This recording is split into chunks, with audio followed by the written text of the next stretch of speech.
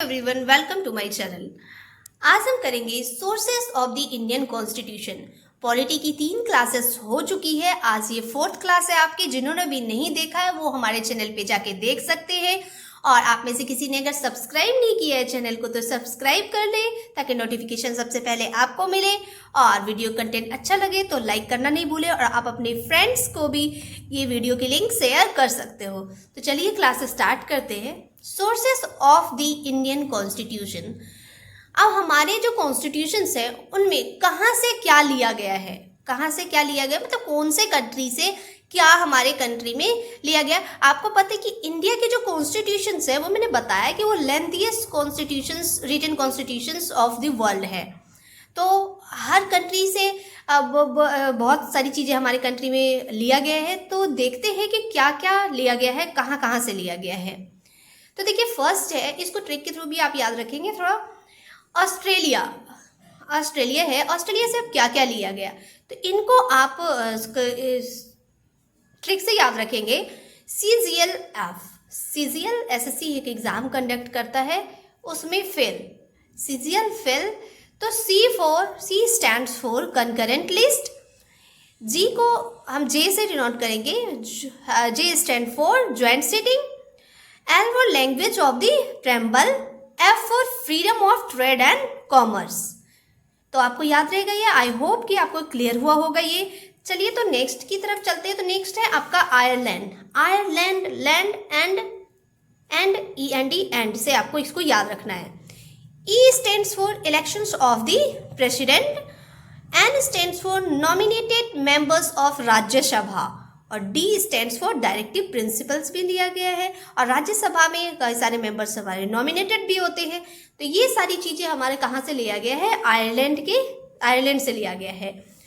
और चलो नेक्स्ट की तरफ चलते हैं। नेक्स्ट क्या है, साउथ अफ्रीका को आप ए से याद रखेंगे। साउथ अफ्रीका ए से आप याद रखेंगे, AE।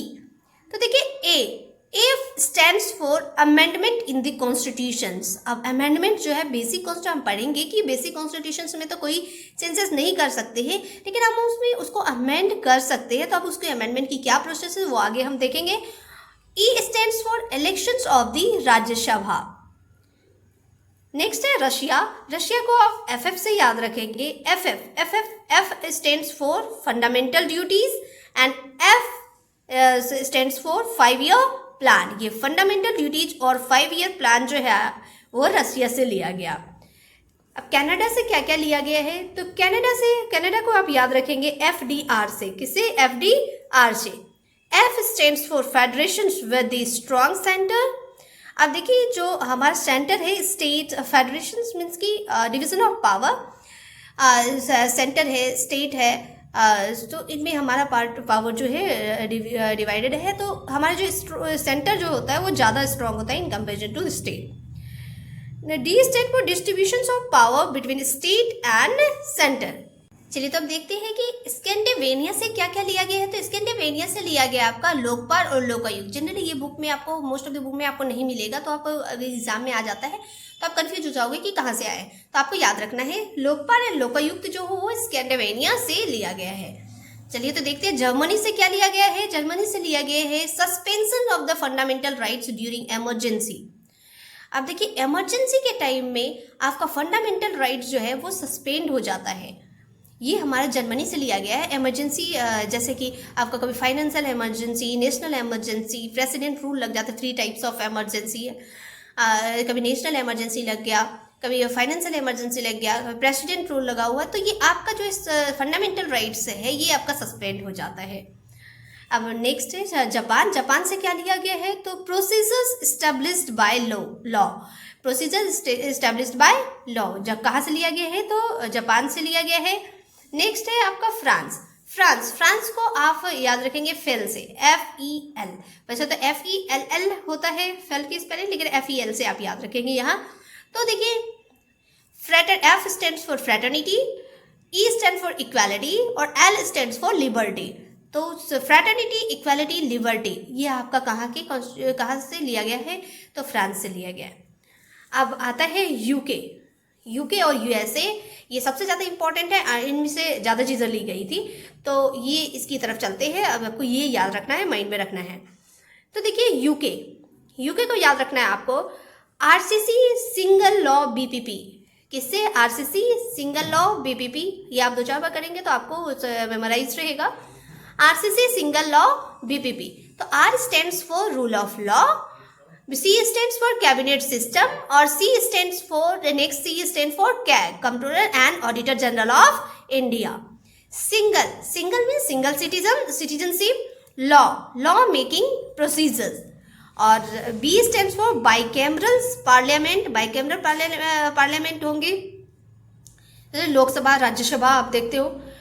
P stand for parliamentary governments, हमारे कंट्री में कैसे गवर्नमेंट होगा? पार्लियामेंट फॉर्म ऑफ गवर्नमेंट होगा, जैसे कि अमेरिका वगैरह में प्रेसिडेंशियल फॉर्म है, तो वो नहीं होगा, पार्लियामेंट्री फॉर्म होगा। डिसीजन जो है सिर्फ एक लोगों की तरफ से नहीं लिया जाएगा, पूरा कैबिनेट सिस्टम लेगा। और P stand for prerogative रीट्स। Next है आपका यूएसए। तो यूएसए भी बहुत इंपॉर्टेंट है, यहाँ से भी देखिए आप बहुत सारी चीज़ें लिखी थी। यूके और यूएसए बहुत ज़्यादा इंपॉर्टेंट है, तो आपको याद रखना है।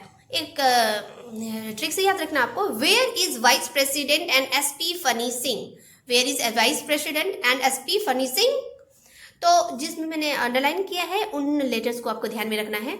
देखिए वेयर से W stands for written constitutions, हमारा कॉन्स्टिट्यूशन रिटन होगा, ये कहाँ से लिया गया? यूएसए से ये आइडिया लिया गया।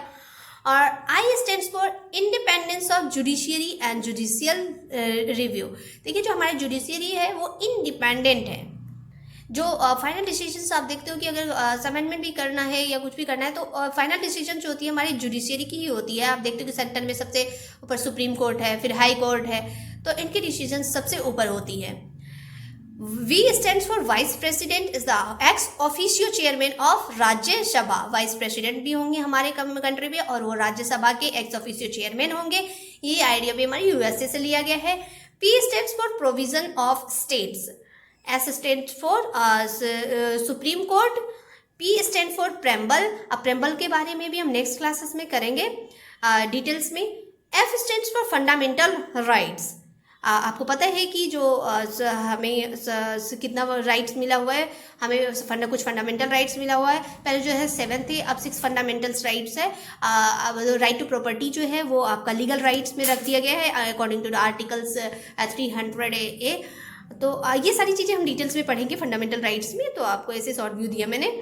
असिस्टेंट फॉर सेकिंग ऑफ जजेस एंड रिमूवल, जज की जो रिमूवल होगी और सेकिंग होगी उसकी, तो वो ये आइडिया भी हमारा यूएसए के कॉन्स्टिट्यूशन से ही लिया गया। तो चलिए अब नेक्स्ट क्लास कल करते हैं, नेक्स्ट क्लास में हम प्रेम्बल करेंगे। तो वीडियो के कंटेंट अगर आपको अच्छा लगे हो तो आप लाइक करना नहीं भूलें। आई होप कि आपको क्लियर हुआ होगा, समझ में आया होगा। इसी तरीके से एक एक टॉपिक करके हम पूरा पॉलिटी को खत्म करेंगे। तो चलिए तब तक के लिए बाय बाय, टेक केयर।